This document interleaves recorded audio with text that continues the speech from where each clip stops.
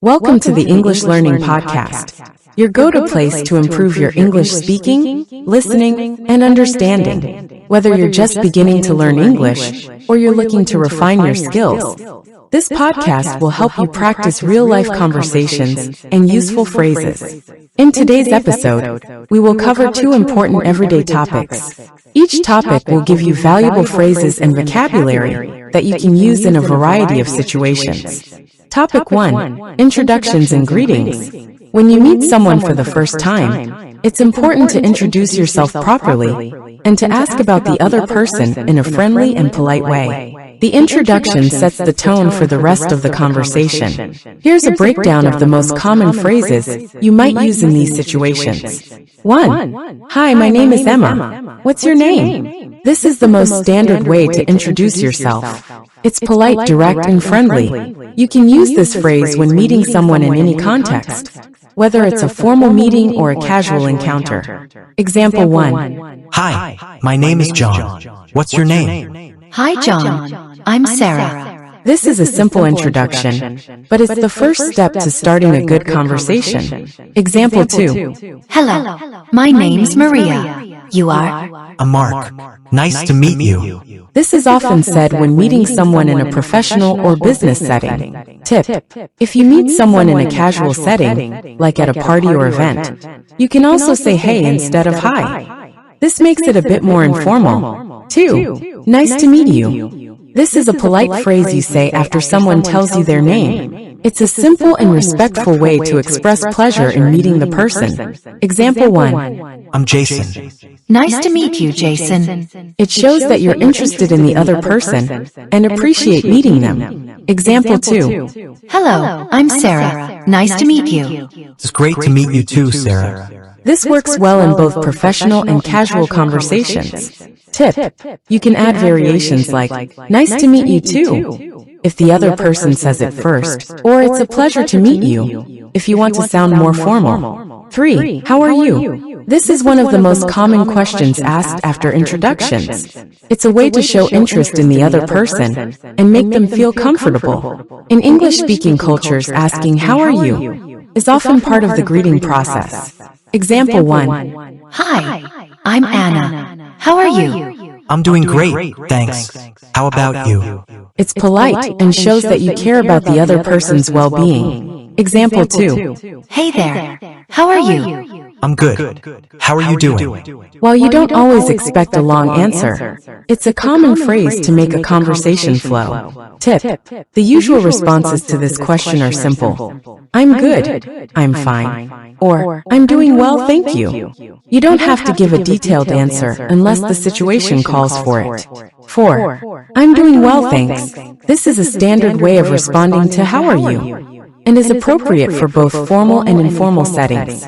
You can use it with anyone you meet, whether at work, school, or in a social setting. Example 1. How are you doing today? I'm doing well, thanks. How about you? This keeps the conversation going and shows that you're being polite.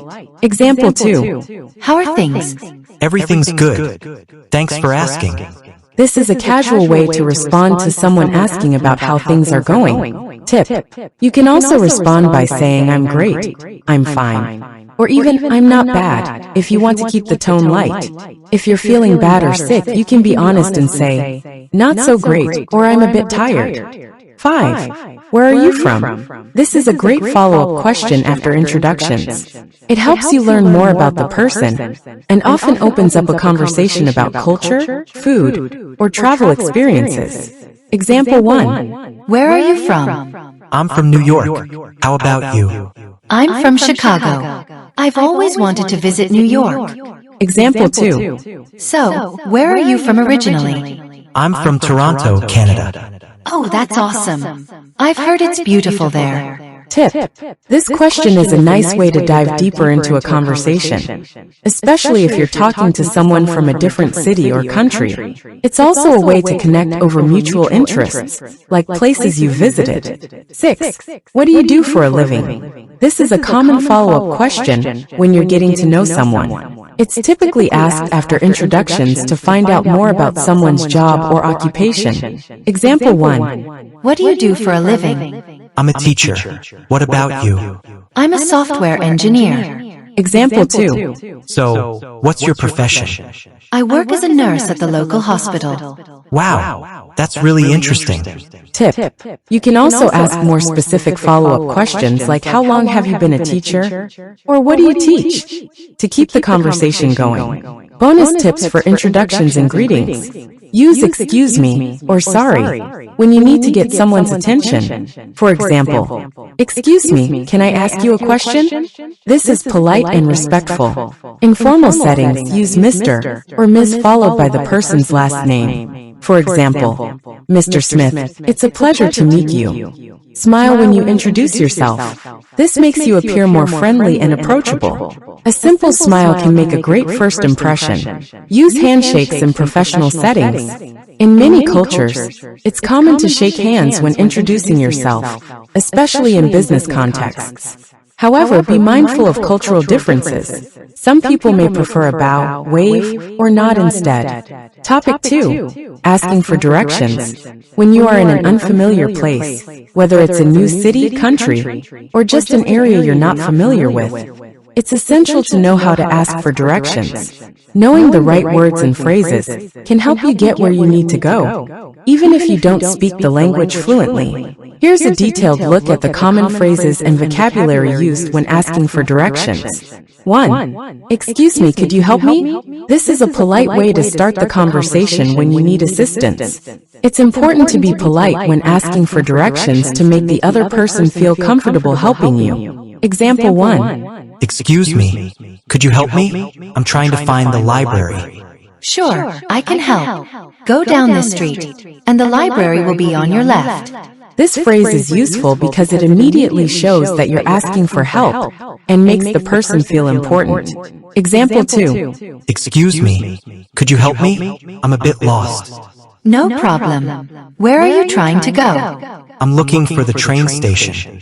Ah, that's easy. Just walk straight and then turn right at the intersection. It's about 10 minutes from here. Tip. Be sure to start with excuse me when approaching someone. It shows respect and helps get their attention. It also makes the request sound more polite, which is always appreciated. 2. How do I get to the museum? This is one of the most common ways to ask for directions. You're simply asking, what's the way to get to a specific place? You can use this phrase for both short distances and longer routes. Example 1. How do I get to the museum from here? It's easy. Go straight for 2 blocks, then turn left at the traffic light. The museum is on the right. Thank you. Example 2. Excuse me, how do I get to the nearest subway station? It's just 2 streets away. Turn left at the next intersection, and you'll see the entrance on your right. Great. Thanks so much. Tip. When you ask, you can use either, how do I get to the museum? Or where is the museum? Both phrases are polite and very commonly used in asking for directions. 3. Where is the nearest supermarket? This is a simple, clear way to ask for the location of a place, especially if you're looking for something specific, such as a restaurant, pharmacy, or bus stop. Example 1. Excuse me, where is the nearest supermarket? It's just down the street, next to the post office. Thank you.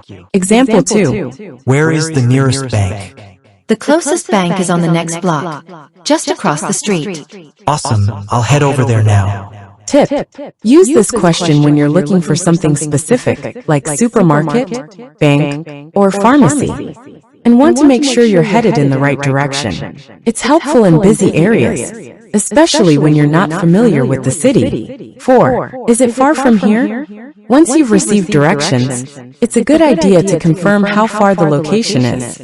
This question helps you gauge whether you need to take a bus, train, or walk to your destination. Example 1. So I walk straight and take a left, right? Yes, that's correct. It's about a 10-minute walk. Is it far from here? No, it's just around the corner. You'll see it easily. Example 2. I need to get to the museum. Is it far from here? Not at all. It's just 5 minutes on foot. Great. Thank you. Tip. Asking about distance helps you determine whether you should prepare for a short walk or if you might need to take public transportation. People will often give you a rough idea of how long it will take to get there. 5. Can you show me on the map? Sometimes written directions may not be enough, especially if you're dealing with unfamiliar streets or landmarks. Asking for help with a map can clear things up. Example 1. Excuse me. Can you show me on the map where the station is? Sure. Let me grab my map. Here you go. The station is marked right here. Thanks so much. Example 2. Can you show me where the hotel is on the map? Of course. You're here, and the hotel is just 3 blocks north from here. It's on the left. Perfect. Thank you. Tip. Maps are a great way to visually understand directions, especially in areas with lots of streets or landmarks. If you're lost, asking someone to show you on a map is often much clearer than just receiving verbal directions. That's it for today's episode. We've covered 2 essential topics that will help you navigate everyday situations in English, from introducing yourself to traveling and making plans. Keep practicing these phrases, and you'll improve your fluency in no time. Remember, learning a language takes time and effort, but with regular practice, you'll feel more confident. Thanks for joining us today on the English Learning Podcast. We hope to see you in our next episode.